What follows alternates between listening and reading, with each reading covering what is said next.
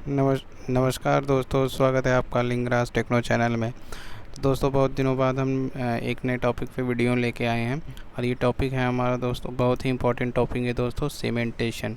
दोस्तों, इस टॉपिक से आप जो है पिछले जो भी प्रीवियस ईयर के अगर आप पेपर देखेंगे, इसरो के देखेंगे या फिर यूपीआरवीएनएल के देखेंगे, तो उसमें एक दो क्वेश्चन आए हुए हैं। तो ये टॉपिक बहुत ही इंपॉर्टेंट है दोस्तों, इसलिए मैं इस पे ये वीडियो बना रहा हूँ।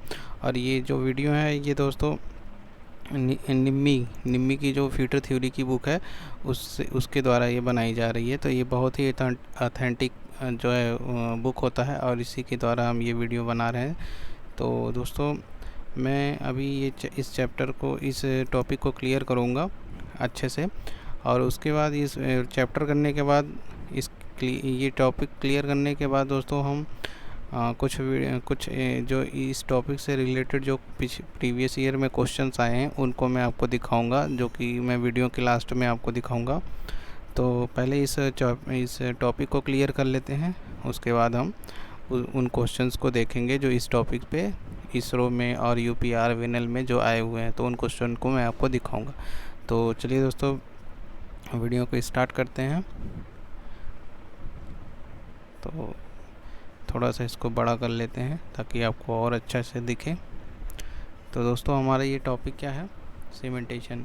तो सीमेंटेशन टॉपिक है दोस्तों हमारा। सीमेंटेशन होता क्या है दोस्तों? There are 3 types of cementation process for protecting metal surface. तो दोस्तों, सीमेंटेशन क्या होता है? मेटल की जो सरफेस होती है, यानी कि जो उसकी सतह होती है, उसकी प्रोटेक्शन के लिए, उसकी सुरक्षा के लिए जो हम प्रोसेस करते हैं या जो भी क्रिया करते हैं, वो सीमेंटेशन होता है। और सीमेंटेशन कितने प्रकार का होता है दोस्तों? यहाँ पे आप देख रहे हैं 3 प्रकार का होता है। एक सेरेडाइजिंग, जिसमें जिंक की कोटिंग की जाती है। कैलोराइजिंग, जिसमें एल्युमिनियम की कोटिंग की जाती है। और क्रोमियमाइजिंग, यानी कि जिसमें क्रोमियम की कोटिंग की जाती है। तो एक 1 बाय 1 हम दोस्तों देखेंगे कि सेरेडाइजिंग क्या होता है, क्लोराइजिंग क्या होता है और क्रोमोमाइजिंग क्या होता है। तो चलिए देखते हैं। और दोस्तों, सीमेंटेशन आपको पता ही हो गया होगा क्या होता है कि दोस्तों, ये सीमेंटेशन क्या होता है? सीमेंटेशन एक प्रोसेस होता है जिसके द्वारा हम मेटल्स की सरफेस को प्रोटेक्शन करते हैं या उसकी सुरक्षा के लिए हम सीमेंटेशन प्रोसेस करते हैं। जिसमें क्या होता है कि हम जो भी हमारा कुछ मेटल्स होते हैं उनकी परत को हम उस मेटल की सरफेस पे चढ़ा देते हैं। तो वो 3 प्रकार के होते हैं, एक सेरेडाइजिंग, फिर क्लोराइजिंग और क्रोमियम। तो सीमेंटेशन 3 प्रकार के होते हैं। चलिए दोस्तों, अब हम सेरेडाइजिंग क्या होता है उसको देखते हैं। ये देखिए, चलिए दोस्तों, सेरेडाइजिंग दोस्तों एक्चुअली होता क्या है कि जिसमें जिंक की कोटिंग की जाती है। सेरेडाइजिंग क्या होता है? जिस मेटल की सरफेस की हमें प्रोटेक्शन देना है, यानी सुरक्षा करनी है, उसमें हम क्या करते हैं, सेरेडाइजिंग प्रोसेस में जिंक की कोटिंग कर देते हैं। तो चलिए देखते हैं कि इसमें होता क्या है। क्या एक्चुअली सेरेडाइजिंग में, in this process the work piece are interiorly prepared by acid pickling और ग्रिड ब्लास्टिंग। तो दोस्तों, इस सेरेडाइजिंग प्रोसेस में सर्वप्रथम हम क्या करते हैं कि वर्क पीस, जो हमारा जो वर्क पीस है, उसकी हम क्या करते हैं, एसिड पिकलिंग और ग्रिड ब्लास्टिंग। तो दोस्तों, एसिड पिकलिंग क्या होता है और ग्रिड ब्लास्टिंग क्या होता है, हम आपको बता देते हैं। मान लीजिए ये हमारा एक जॉब है, इसको हम क्या करते हैं, एसिड जो हमारा, मान लीजिए कोई ये कंटेनर है जिसमें हमारा एसिड भरा हुआ है, इसमें हम क्या करते हैं कि इसको जो है जॉब को हम डुबा देते हैं एसिड में कुछ टाइम के लिए।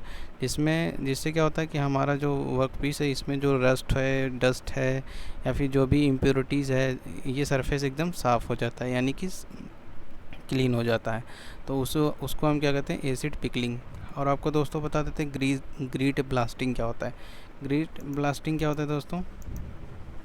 ग्रिड ब्लास्टिंग में क्या होता है कि मान लीजिए हमारा ये कोई सरफेस है, कोई जॉब है, इसकी ये सरफेस है, और हमारे पास एक क्या होता है, एक गन होता है जिसमें क्या होता है कि मान लीजिए कोई गन है जिसमें कंप्रेस्ड एयर के थ्रू स्मॉल एब्रेसिव पार्टिकल, बहुत ही छोटे जो है एब्रेसिव पार्टिकल्स को हम इस सरफेस पे ब्लास्ट कराते हैं कंप्रेस्ड एयर के थ्रू।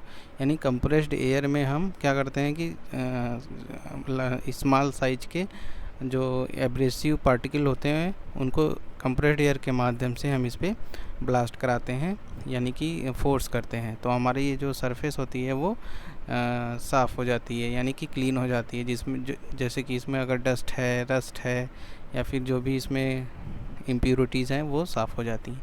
तो सबसे पहले हम सरफेस को इस तरीके से साफ़ कर लेते हैं।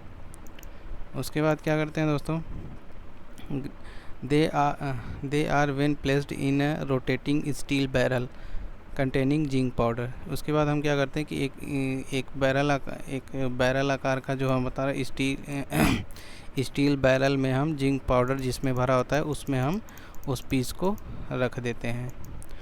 And heated to a temperature around 370 centigrade. और उसको इन चीज़ों को हम कितने 370 सेंटीग्रेड टेम्परेचर पे हीट करते हैं। तो दोस्तों ये याद करने वाली चीज़ है, ये आपको ध्यान देने वाली चीज़ है कि जो है स्टेरिलाइजिंग प्रोसेस हम कितने टेम्परेचर पे करते हैं। तो 370 जो है सेंटीग्रेड पे हम स्टेरिलाइजिंग क्रिया करते हैं। तो चलिए दोस्तों उसके आगे देखते हैं क्या कह रहा है। The time taken for the coating depend on the thickness of the coat. यानी कितनी जो उसको गर्म करने की जो हमारी गर्म करने का जो टाइम है वो किस पे डिपेंड करता है कि हमें कितनी मोटी परत अपने जॉब पे चढ़ानी है, उसके अकॉर्डिंग हमें उस टाइम को कैलकुलेट करते हैं कि जितनी मोटी हमको अगर हमें कोटिंग करनी है उतना ज़्यादा टाइम लगेगा। तो थिकनेस के अकॉर्डिंग हम टाइम को यहाँ पे चूज़ करते हैं। The heated powder bond to the ferrous workpiece by diffusion and form a hard even layer of iron zinc intermetallic compound। Heated powder bond to the ferrous workpiece. जो गर्म किया हुआ पाउडर होता है वो क्या करता है कि जो हमारा लोह वर्कपीस है उसको जो है डिफ्यूज़न के माध्यम से वर्कपीस को बॉन्ड कर लेता है, यानी कि उसके ऊपर कोटिंग बना लेता है। And form a hard even layer of zinc iron oxide.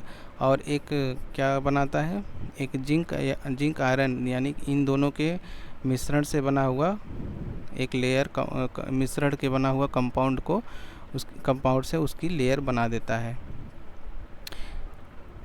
यानी कि जो हमारा हीट हुआ जिंक पाउडर है वो फेरस मतलब जो हमारे जाब है उसके ऊपर डिफ्यूज़न के माध्यम से जिंक और आयरन की दोनों के मिश्रण का एक लेयर बना देता है। चलिए दोस्तों आगे देते हैं। The surface of the sherardized component will be slightly rough. और जब सेरेडाइज्ड जो कंपोनेंट होता है उसकी जो सरफेस होती है वो कैसा होता है, रफ होता है। Which provide a good grip, जो कि क्या करता है एक अच्छा घर्षण जो है प्रदान करता है फॉर सब्सिक्वेंट पेंटिंग, जो कि अच्छी पेंटिंग के लिए एक गुड सरफेस प्रदान करता है। तो सेरेडाइजिंग यही प्रोसेस होता है दोस्तों। सेरेडाइजिंग में क्या होता है दोस्तों, यही चीज़ें होती हैं। यहाँ पे हमें कौन कौन सी चीज़ें ध्यान रखनी है कि इसमें जिंक का पाउडर यूज होता है, कितने टेम्परेचर पे यूज किया जाता है, 370 पे। तो ये चीज़ें सेरेडाइजिंग के बारे में है। चलिए दोस्तों आगे देख लेते हैं आगे क्या है। आगे हमारा कौन सा टॉपिक है, कैलोराइजिंग। दोस्तों कैलोराइजिंग क्या है दोस्तों, इसके बारे में हम जान लेते हैं। In this process is very similar to सेरेडाइजिंग but the powder used in aluminium and ये क्या होता है दोस्तों, ये जो है सेरेडाइजिंग प्रोसेस के समान ही होता है, बट इसमें जो पाउडर होता है एल्युमिनियम का होता है। किसका होता है, एल्युमिनियम का। उसमें किसका होता था, जिंक का। तो and the heating temperature is between two 850 centigrade to 1000 centigrade. वहाँ पे कितना था 370, यहाँ पे कितना है, इस यहाँ पे टेम्परेचर कितना है 850 से 1000 centigrade. This is use to protect steel component from corrosion. और ये क्लोराइजिंग क्या करता है दोस्तों, कोरेजन यानी कि जो जंग से बचाने के लिए हम ये जॉब को जंग से बचाता है, यानी किसी जॉब को अगर जंग से बचाना है तो उस पर हम कोलोराइजिंग प्रोसेस करेंगे। This process requires a high temperature and high humidity then सेरेडाइजिंग।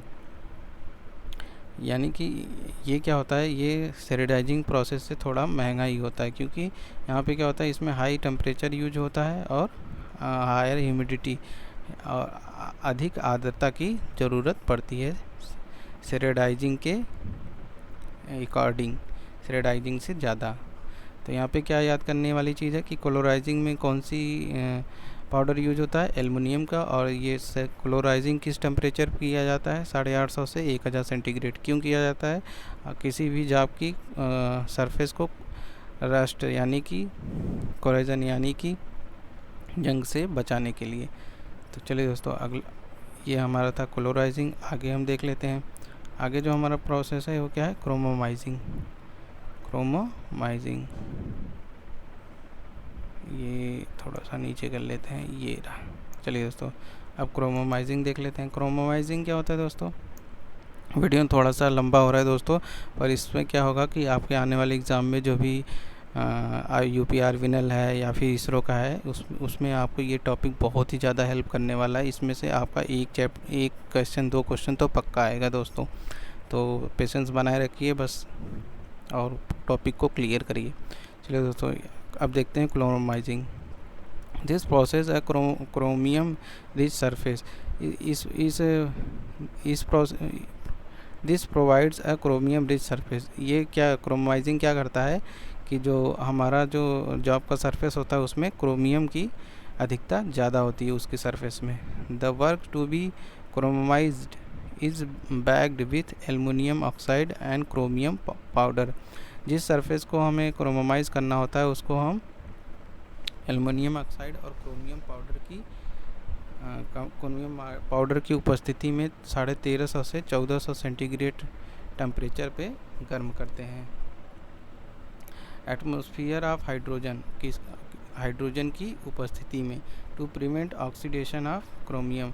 वहाँ पे हाइड्रोजन क्यों प्रयोग करते हैं, क्योंकि ऑक्सीडेशन से बचने के लिए वहाँ पे हम हाइड्रोजन का यूज करते हैं। The process is expensive. ये प्रोसेस क्या है दोस्तों, क्रोमोमाइजिंग बहुत ही महंगी प्रोसेस है, बहुत ही महंगा तरीका है। And due to this reason, और इस कारण it is use only in place where extreme protection is required.